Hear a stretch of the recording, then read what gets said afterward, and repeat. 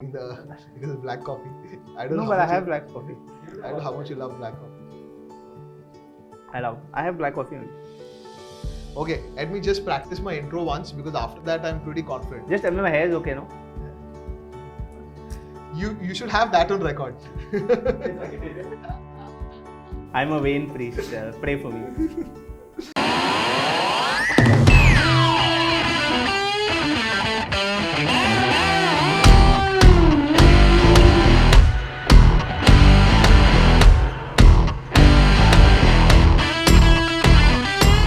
Hey guys, welcome to the Chataholic Show. We're very glad to have with us today Deacon Kelvin, who so willingly agreed to come, and he decided, I need to speak on the priesthood because I'm preparing myself for that. So before we have Deacon Kelvin say something, I just like to share with you a small incident, or rather the first time or my first interaction with Deacon Kelvin.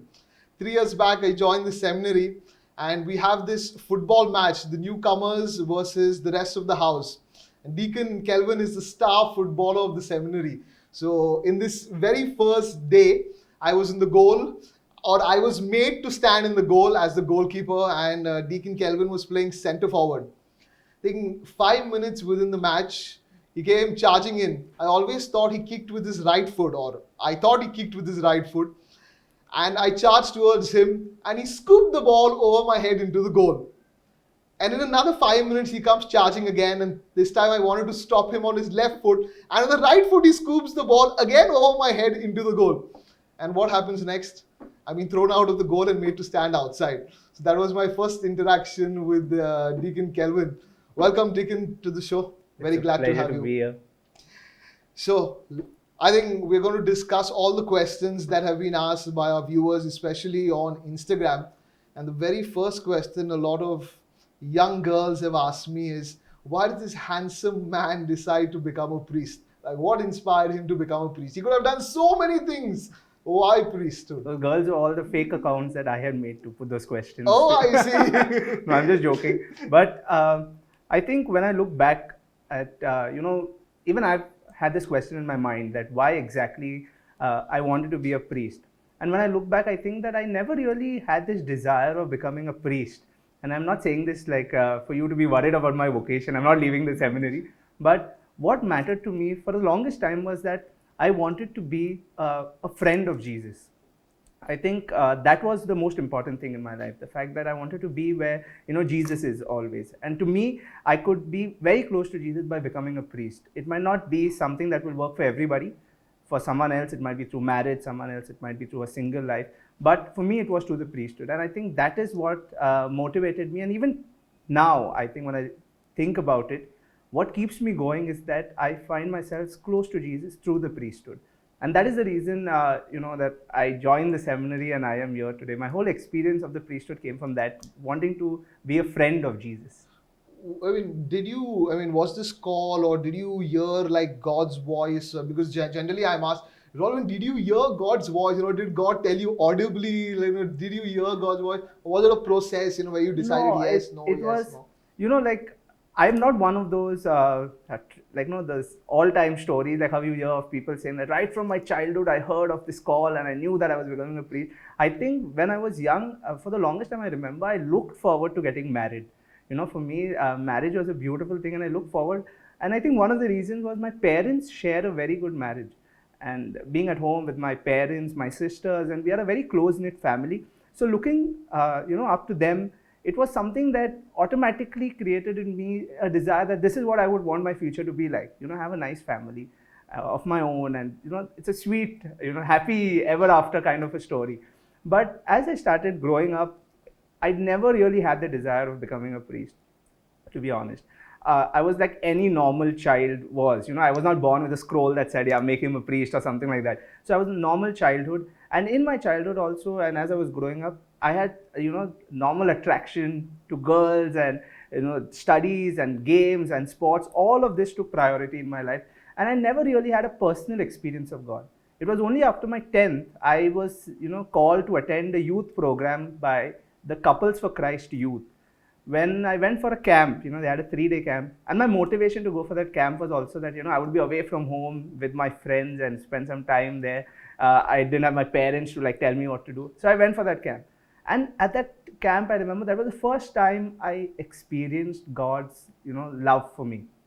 So God works in mysterious ways, and so that is where it all began. Yet I never really had the call to the priesthood. I just felt like this call, and I went to St. Andrew's College. Nothing against the college, okay, but I remember going there, and that whole atmosphere of being now out of school, having the sudden freedom. Again, my whole focus shifted from that experience that I had of God.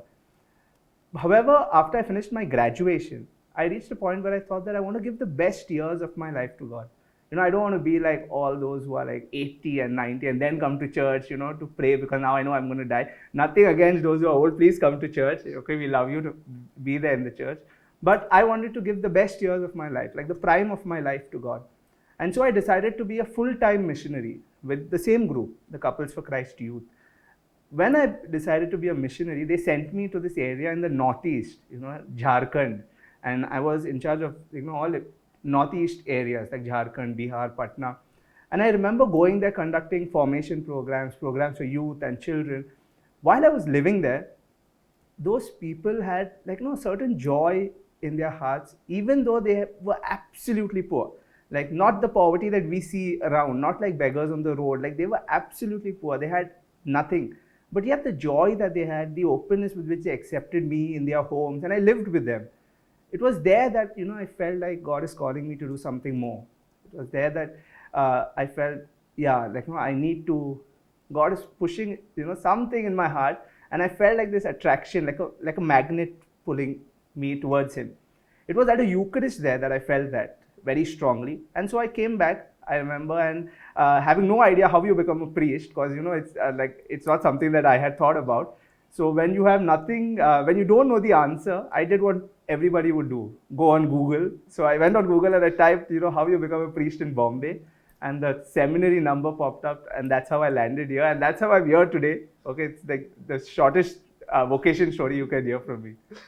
One of the questions that some youngsters, I think one of them wants to join the seminary, is asked, what is the most difficult time you had in the seminary? What is the most challenging moment that you had in your time of formation? And may I add to this also, have you missed your family? Yes, missing my family, definitely. My batchmates will vouch for this. Every time we get like a summer break, when we get some time to go home. And I thought that initially it would be difficult to come back to the seminary because now I'm spending time at home. And over the 8 years, I thought this would improve. At one point, I would be like, okay, my time is up here, now I have to go back to the seminary. But even now, okay, I am almost at the threshold of becoming a priest. Even now, when I have to leave home and go back to the seminary, for me, at some times it is always that feeling that, I like being at home, okay? And I think home is always a place where you want to be. So I would be very cold if I said that, no, I don't like my family or don't like being home. Home is a nice feeling to be. But I've got more comfortable being, in a church. I've been more comfortable being in a parochial home with the priest. And so that has been something that has also been an experience. My most difficult moment in the priesthood or in the seminary, I think would be the first 3 days of when I joined. I don't think I really had, I often used to ask myself, is this for me or no? But the most difficult would be the first 3 days, because I remember I came to the seminary and we were introduced to each other and all the prayer service, and directly we went into something called the silent retreat. And if you know me, I find it very difficult to be silent for Our silent retreat was on the very second day. On the first day, we were shown the building, and next day, we were told you're supposed to maintain 5 days of silence, and it was difficult. Yeah, because you have come there, you want to talk so much, you want to know more about people.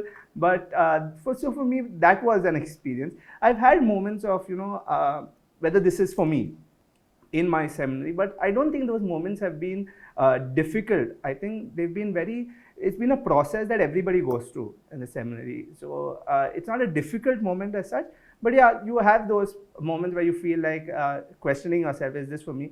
But we have very good spiritual directors who help you. I think what has been my biggest strength has been brothers, seminarians who have been there. Because I've gone to brothers' rooms, I know, in the middle of the night saying that I want to talk to you about this, is disturbing me. And they've been there for me. And that has really helped me to move forward. when I was joining the seminary, and you go and tell your friends, I'm joining the seminary, especially your non-Catholic friends, they're like, what is seminary? So the first challenge that I ever had was explaining to people Was what the seminary is, and then like what is it to be a priest? You know, what does a priest do? So I had this one incident where I explained to a friend, and he sat, silently across the table. I was sitting, we'd gone out for a meal, and he sat silently across the table, and he's looking at me, looking at me, looking. I'm like, say something, got to say something. And his next question was, he leaned forward like this and said, means you're never going to have sex? This was literally his question, because we live in this, hyper sexualized world where everything is sexualized. I'm sure you've also had interactions like this, where sometimes the youth Yeah. think the moment you join this seminary, all your sexual attractions are all left aside, left by the wayside somewhere. So how do you, what do you tell the youth when they ask you something like this? First of all, like if I have to look at this whole, I've got this question a couple of times also. Like I've had people asking me, like, no, so that you're never going to get married, like, no, you're never going to have sex. Are you like running away from responsibility of raising a family? People have different ways of looking at this. But first, like if you're looking at the sex part of it, I think the very notion that that sex is the ultimate thing in a relationship, I think that betrays the whole understanding of what love is. Or even the ultimate pleasure, you might Yeah, say. like so it betrays what actually love stands for me. Because in a relationship, I think what I would look at of being the most valuable would be companionship. The fact that that there is someone for you, someone when you go home, there's someone waiting for you, someone who's got your back. So that becomes the ultimate. So sex is a part of this companionship. So it shouldn't be treated as the ultimate, and then you're missing out on something like that. Speaking about me when joining the seminary, I've joined the seminary and I still continue to remain male. My sexuality is still part of my being. It's not that, it's like a thing that I've shut in a locker and like just closed it and kept it aside because now I'm in the seminary. So I accept that side of me too. I accept that side of me. So attractions are definitely there. And they continue to exist even now. It's not that just because I joined the seminary, I won't find someone attractive. Or just because the bishop lays his hand on you, will not find Yeah, somebody so else. like it disappears. It doesn't disappear. Like so, there are attractions. There are times that you find someone very attractive, and but what you need to remember is that at such times that there's a commitment that you've made. There's a commitment that you've made, and you need to pray for the grace of self-control, and how you deal with that attraction is what is really important. I'm sure it's the same for those who get married. You get married to one person, you will definitely be attracted to somebody else, and just because you are attracted to somebody else, that doesn't mean that it's a wrong thing. It's only natural that you get. If you don't get attracted to anybody, I think that is where the problem is, because naturally we are attracted to the person of the opposite sex. And the issue for me would be just that once you know that I've given this sense of commitment, then you pray for grace to stick by it. You pray for grace to have God help you. For me, whenever I've struggled with this, I've always been very open to my spiritual directors. I've never really have anything hidden from my spiritual director, who is also my confessor. So I confess to him every time I need help, and he's someone who's really guided me. So I think if everybody has that one person you're completely transparent to, then that really helps. That really helps. What works for me also is fasting. I know like now people would think that it's such a cliche thing to say, like he's becoming a priest, so he's saying like you need to fast. But I think if you cannot say no to like a chicken lollipop or a slice of pizza, you're finding it very difficult to say no to sin. So fasting helps me a lot at times. But I still have my moments where I struggle with it, and I accept that. What would help you in terms of your sexuality is to really know yourself. So chastity is more a joy and not a sacrifice. Correct. It's not like I'm deprived of something so much, but it's something that I receive in return. There's so much of love you receive as a priest. Like now when I come to the parish, the amount of people who come to me, expressing their love, expressing their gratitude is like out of this world. It makes you feel wanted. It makes you feel belong to these people. So as long as I know myself, I know my limitations, weakness, and I embrace both of that. I don't think I need to hide under a blanket of like this holiness that no, this cannot happen. Like now I'm a priest. Like no, this cannot touch me. I think we should be true to ourselves, and when we are true to ourselves, God really helps. And that is one thing that I would stick by, even if it sounds like a typical priest thing to say. I think God helps, and we take that for granted. I think we need that help because even now, 3 years in the seminary, I know you expected like the moment you go to the seminary, the sin of lust has been left at the door, and you walked Correct. into the seminary, or at least when you walk out of the seminary, they expect that you don't Yeah. think of when you look at a girl, you might think, okay, it's Mother Mary and stuff like that. I've had someone tell me, do you look at every woman as your mother or something like that? The moment you say, it's just Yeah. natural. It's not that the feeling has gone, but we've just learned how to Correct. work with it through God's grace. I think also the fact that in this, once you become a priest, you get that sense of a walk. You have friend, you have brother priests who are like your close friends. You have family that supports you. You have other friends that just because I joined the seminary, I'm not like lost touch from all my college friends, and they all accompany you. They keep in touch with you. They also want to check how you're doing, and all of that is important for a priest. A sense of integrating your sexuality with who you are. So you have like that you don't treat yourself as only that one aspect where you are deprived of sexuality, but there's so much more that you are looking at right now. You're looking at giving yourself completely to a whole group of people that are really wanting to love you in return. So I think that is what is really precious about this aspect of sexuality. Recently, there was someone who's going to join the seminary. So his friends called me up and asked, you tell me one thing. They said in the seminary, this freedom aspect. Once you go, then you have to break ties with everybody else. You got to give up everything else. And what is this freedom? Do you have any freedom, or it's like you've gone into Tihar jail where they just open the door to take you in, and then you're not supposed to do anything else? See, for me, it depends on how one would define freedom. For me, freedom is like the ability to choose to do the right thing. And if I have the ability to choose to do the right thing, I don't think I've given up freedom. So the word ability is important. Yeah. So for me, the fact that I don't think I give up freedom when I join the seminary. But the seminary helps me to really exercise my freedom in a better way.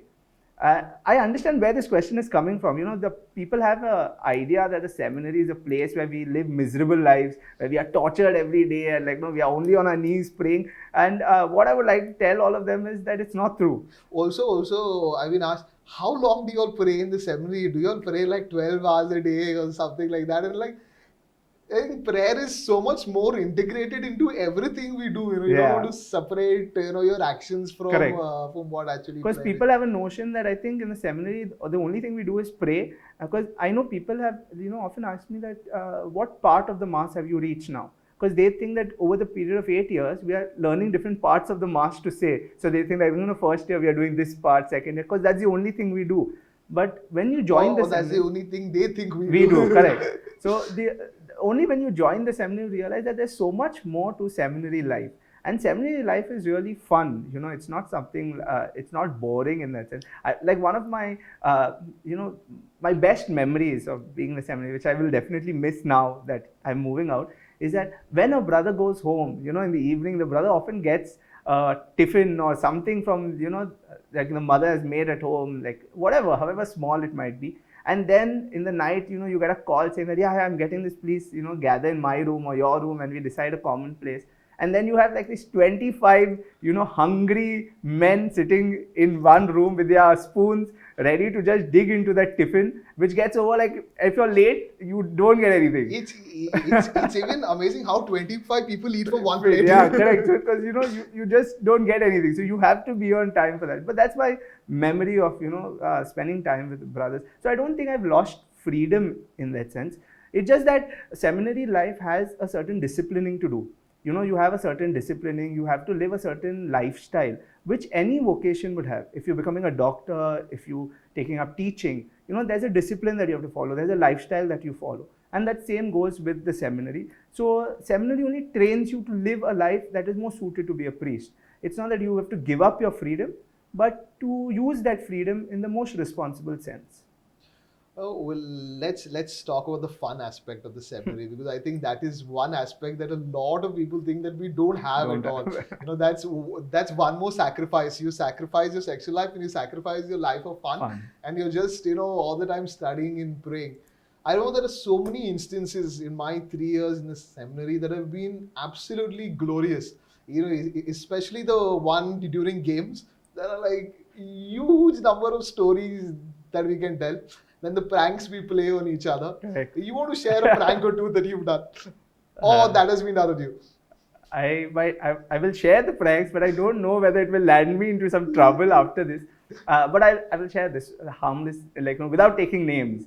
We have something called moderator group system in the seminary, and the moderator group system is, where 10 brothers are put with a priest who's in charge of them, and you have these meetings that take place. I remember on one occasion where we were having this meeting. This was way back in my philosophy. We finished our meeting, and after we finished our meeting, we came out and we saw the next door, the priest was still continuing with his meetings. And outside his room was like shoes of all the brothers and a nice pair of formal shoes, which we thought belongs to that priest. So suddenly the group that I belong to decided that, what we can do is take all those shoes and spread it out, on the terrace, and let's tie some shoes to, that nice pair of formal shoes. We'll tie it to the chiku tree that was outside. So when they come out, they have to search for it. And we did that, and it was early in the morning. It was like something around 7:30 in the morning. So we got up, we got all the shoes together before they could come out, went and, spread the shoes, tied that formal shoe to the chiku tree. Little did we realize that that formal shoe did not really belong to that priest. They had invited a bishop that day to, address them. So it was the bishop's shoe. And so the bishop came out and he was furious, obviously, I'm not telling which bishop it was because they might not ordain me. But yeah, so it was hilarious to us. At that point, quite scary because everybody came down and who did it? It was obvious we did it. But I think... did you also ask who did it? No, nobody gave in, the pressure. So everybody kept like, yeah, we don't know, who was it? Finally, our moderator came to know. So the next meeting, we got a good, firing from him. But I think those memories remain with you. Those things remain with you. So that was one memory I have of when we played. We played lots of them. But those are the ones I can publicly say, were the good ones. Yeah, okay, I'll not ask you anymore about these. Often, also, a lot of youngsters tell me, I've been hurt by this person in the church, or this priest, or this nun, or maybe my catechist, or some usher, or somebody. That there's this one boy who told me, Altar Servina, I broke a cruet. So the handle, so if this the handle, he broke the handle of the cruet. He said the priest shouted at him and the mic was on. So everybody in the church heard those two words that the priest told him. He was so embarrassed. He said, till now when I think of it, I feel that embarrassment, and I haven't gone to church since then.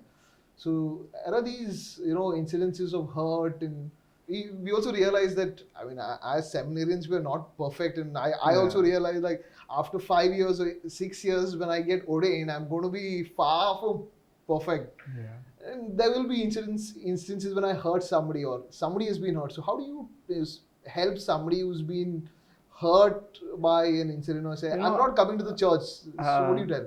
I had an incident myself when I was an altar server. I remember once when the priest had asked me to get something, from the table across.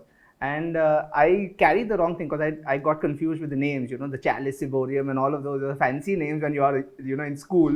And so I got confused. I carried the wrong thing. And I remember the priest in the sacristy, twisting my ears and telling me, what a bad altar server I was. And that incident has remained with me. Now, thankfully, it didn't drive me to a point where I felt that I should not come to church. But it only made me more aware that, now when I see, there are young boys or girls who come to serve, I'm more kind to them, acknowledging them for, what they are doing, and that their services are important to us. So they know that, they are not just called there because they have nothing else to do, but that we value their presence. But for someone who's really hurt, the only thing I can say is I apologize, on behalf of whoever has hurt you, because I don't want to really cover up or give a defense. The only thing I can say is that priests are as human as anybody else.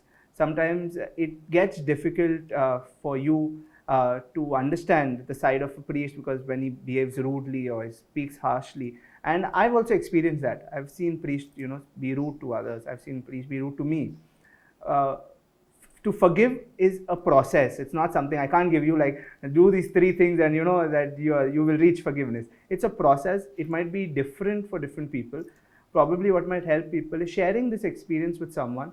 They will give you a different perspective of how you can look at it. But it's like you can't judge, you know, don't generalize. Just because one priest has been bad to you, not that all priests are that way. So just because you've had one bad experience with a doctor, it's not that you stop going to the doctor altogether, no?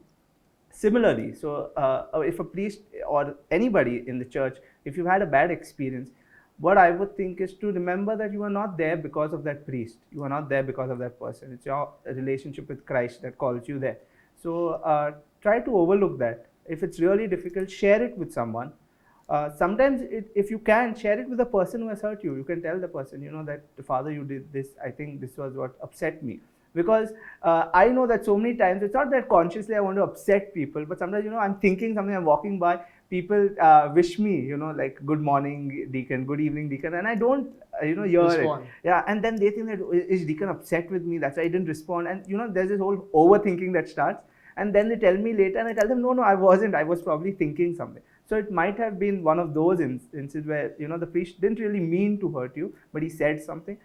Talk to him if it helps. Sometimes also that, you know, a priest is having a, you know, bad day. The day Yeah. is just bad because I remember this one instance where I went to this priest and his mom was very sick, and I'm talking to him. And he was like always, you know, very friendly with me, and I'm talking to him, and he's not responding. He's sitting like this in front, and he's not, you know, responding, and his responses are not tangent. So I was wondering, Yeah. why is he being like this? Is he angry with me? Did I do something?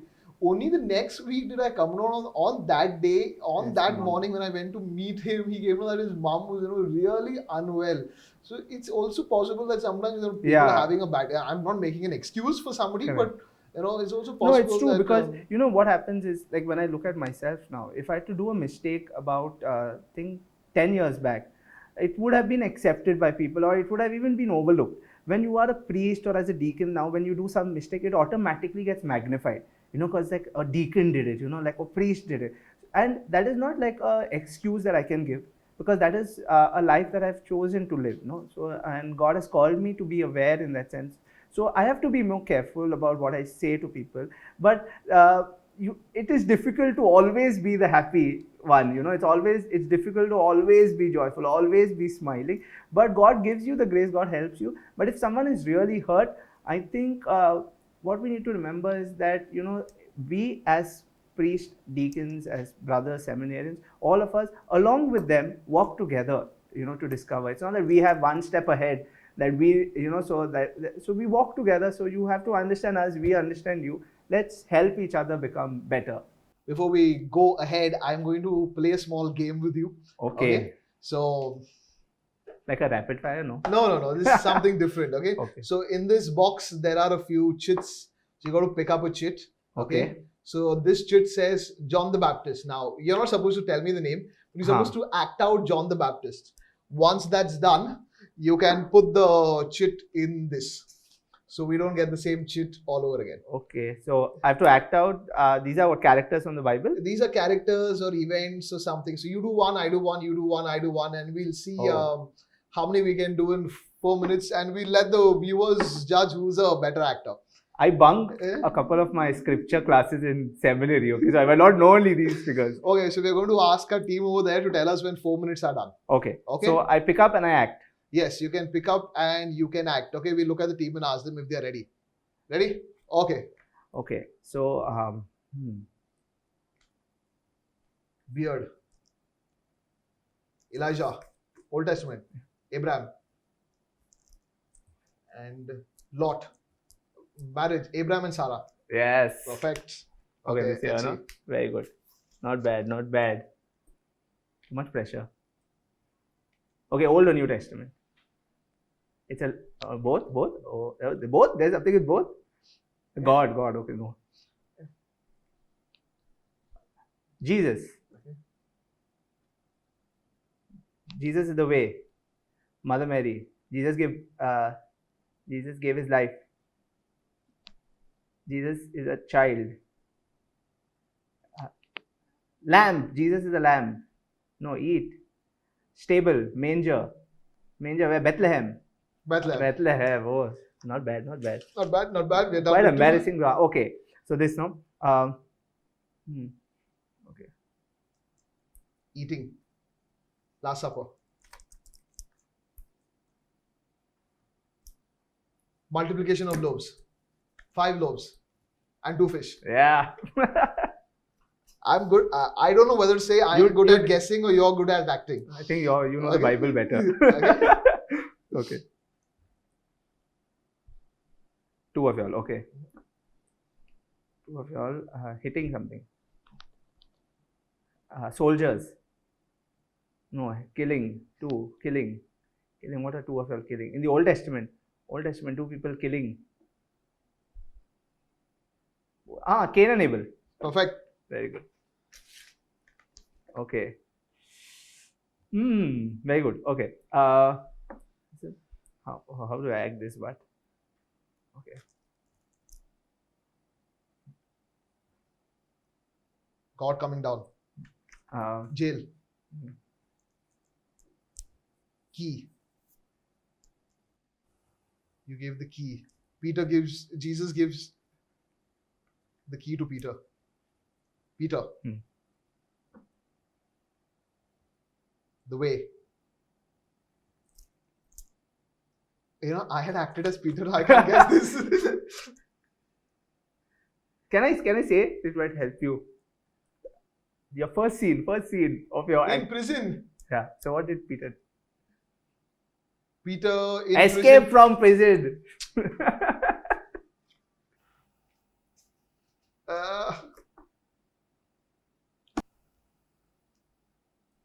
Old Testament. Okay. Sea. Oh, Jonah in a whale. Whale. Jonah in the stomach of a whale. Yes. See? I think I know scripture better. Yes, yeah. Oh. Can I change? No? Okay. I know you'll have to ask the people outside. Okay, no. God loved the world. For God so loved the world Very good. Very good. that he gave his only son. That was not their part. Okay, then that. Okay. Sounds are loud, no? Okay. If it makes sense, yeah. Bah. Sheep. Lost sheep. Yes. This is rigged, I think. Huh? You're getting the easier ones. You can choose from that. Yeah, how much time is up, yeah? Okay. Okay, it's up. Okay. No, but I want to do this. Okay. Let's do this. This is the Apple. Garden of Eden. very good.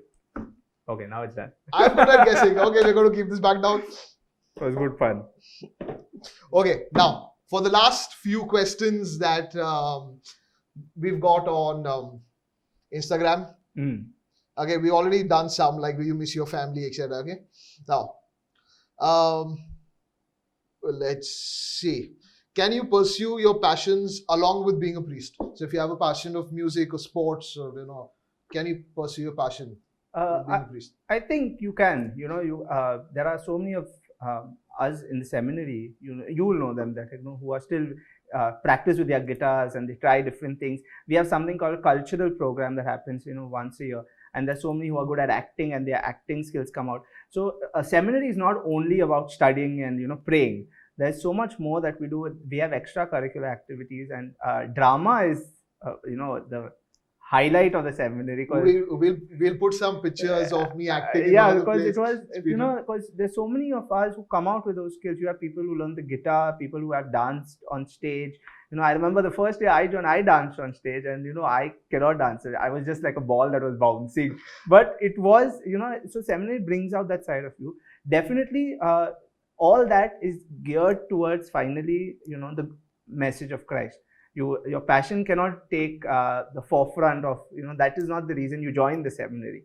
But I know that people who are interested in cooking go and help in the kitchen, and we make barbecue sometimes, and we've had all of that. So there is definitely room for doing what you are interested in, as long as it does not really take away the focus from why you are there. So the passion is just one of the ways in which you can serve Christ. Christ, correct. Okay. Now, what do you learn in the seminary? Do you learn about those gospels that are not in the Bible, like the Gospel of Judas, the Gospel of Peter, and so many other gospels? I think you learn, see, for me, you learn so much in the seminary that at the end of the day, it becomes very difficult to say what you have actually learned, because there's so much that you do. It's not only the Mass, it's not only the Bible, but we learn psychology, we learn sociology, about human rights, we learn about other religions, we spend a good amount, like 4 years, learning only about, Catholic theology. So there is so much to do in the seminary. Along with that, you are learning human skills, about yourself, and you get feedback about the kind of person you are, how to improve your personalities. Then we have skills about speech, so how you can give good homilies, training for that. So it's almost like a fully well-planned, all-round training that you receive in the seminary. It's not only academics, but it's really geared to make you a better human person. That brings out so much from you, and that really helps you to live your full potential. So it's not only like a gospel what you are doing. No, but I think the special question is, do you learn the Gospel of Judas and Peter? We do learn about what is their significance. We do learn about everything actually. We have a whole section that deals with about these gospels which are not part of a canon, which not part of the Bible that we use, and what is their role, how they came about. We learn about other writings, literature that is almost questioning about our faith. We learn about what the Protestants believe, what we believe, and why we believe what we believe. So it gives you a holistic understanding. Provided you're awake for all those classes, you will know all the answers. So I don't think we shall get you back on the show for answering some questions. Okay. What is one thing you wish you knew sooner? One thing. This question is specially sent for you. For me? Yeah. What is one thing you wish you knew sooner? One thing I wish I knew sooner was probably this question, because then I would prepare myself for this question. But I think what I wish I knew sooner was, that God's love for me. I think it's not that I came to know it very late, because I still think I fairly experienced that early. But if I knew like the amount God loves me, if I knew the amount of what I mean to Him, I think I would have been a much kinder person to others, because that is where I really drive my whole force of loving others and being kind to others, being there for others when they need me.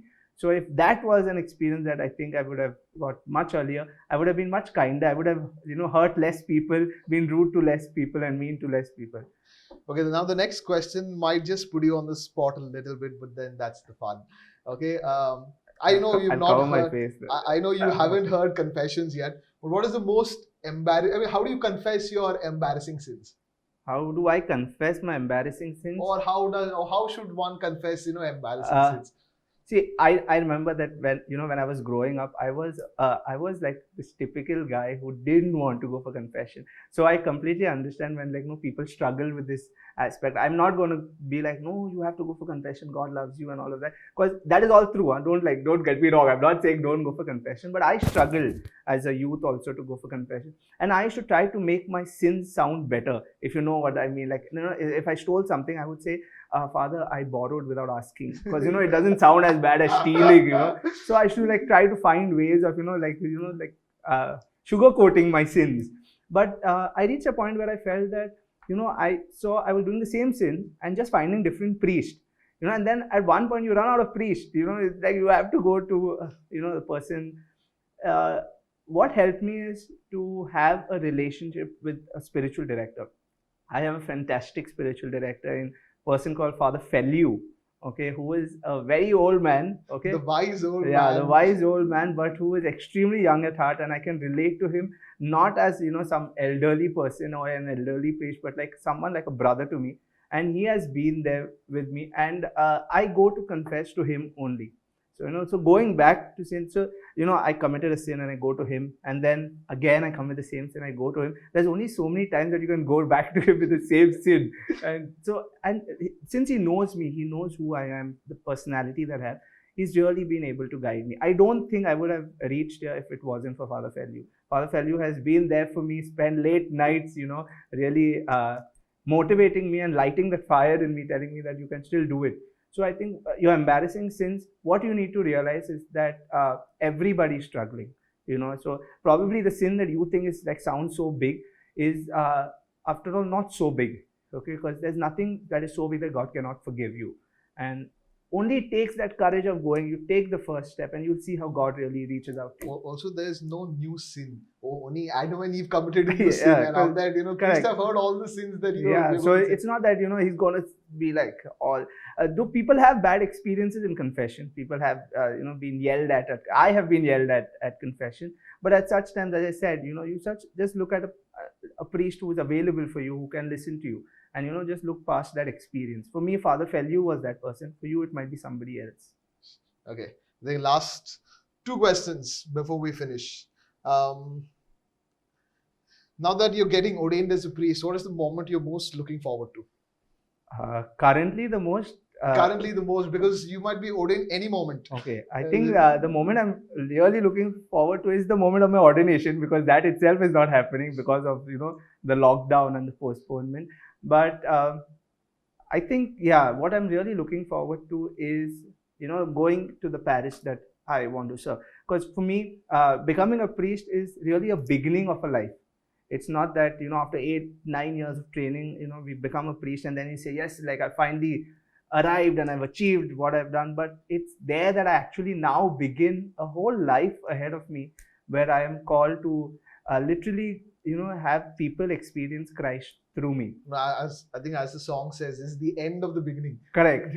So, you know, so for me, what I'm looking forward to is that, you know, that when I go to my first parish, whichever parish that would be, you know, what would I do? How would I be accepted by people? My work there. Okay. Now the last question: who should not join the seminary? See, this question becomes really tough to answer because honestly, if I look at my life, if I could have been there, anybody could have been there. You know, it's like anybody could have become a priest.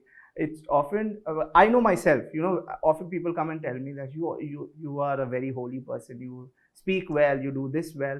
And at the end of the day, I praise God for all of that. But when I go back to my room, I still know who I am.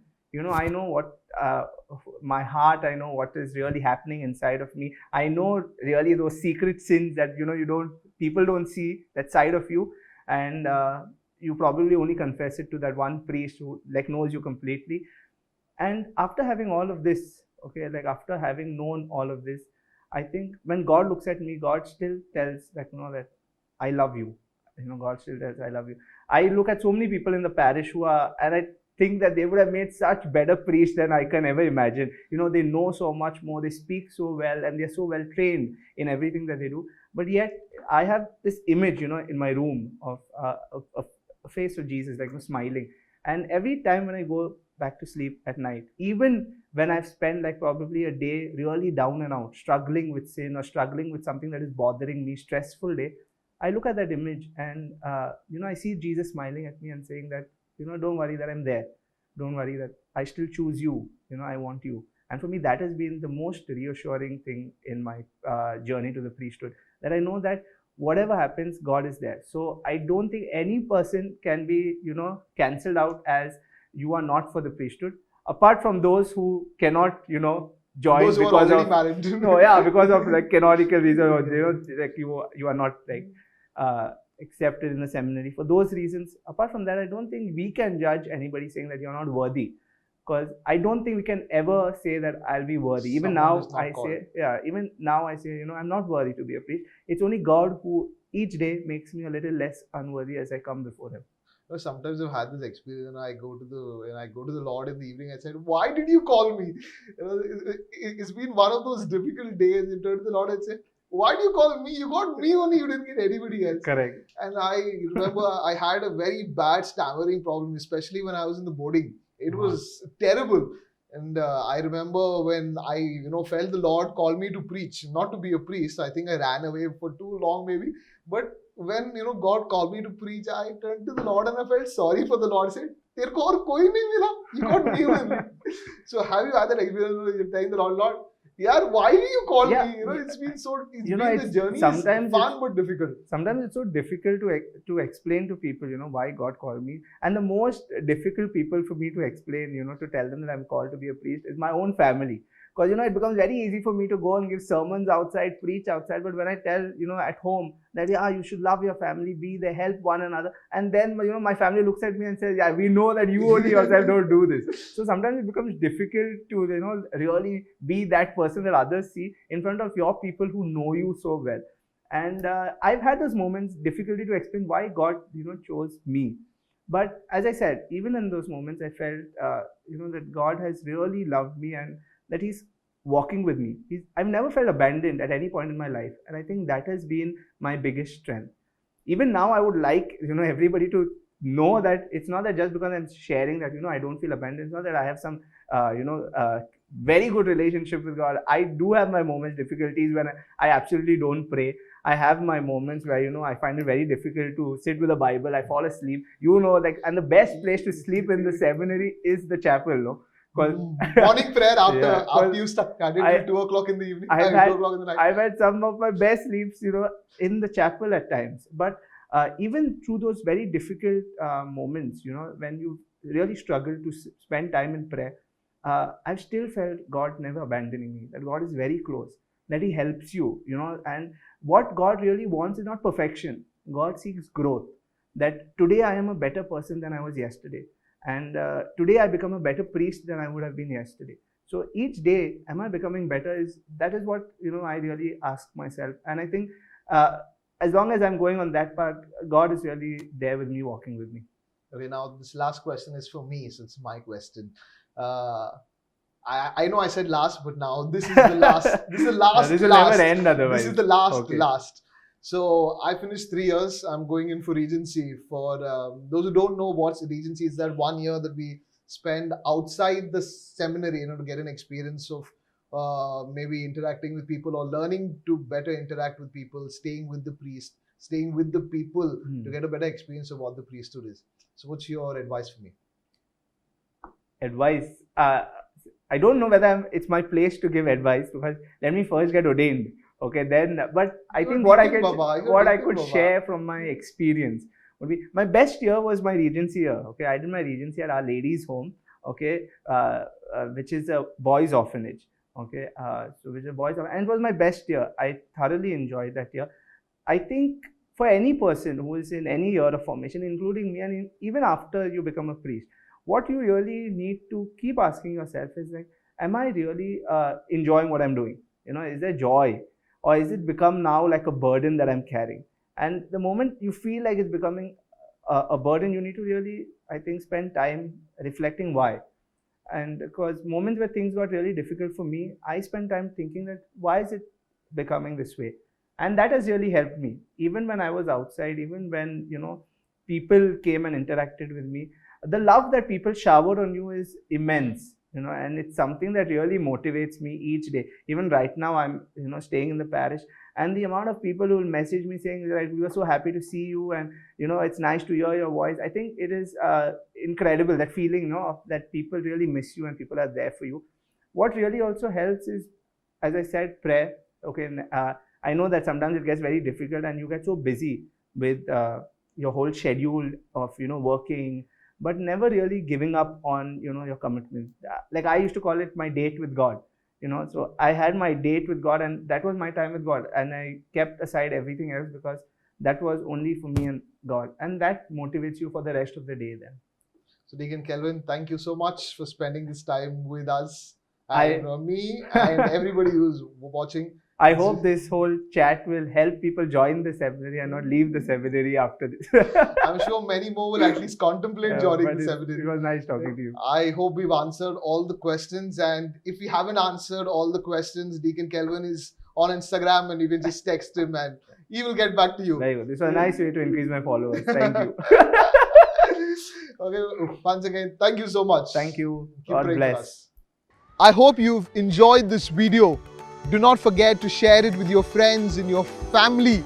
In case you have any questions that you would like us to answer, you can mention it down in the comments below, or now you can also DM us on Facebook and Instagram @The Burning Bush.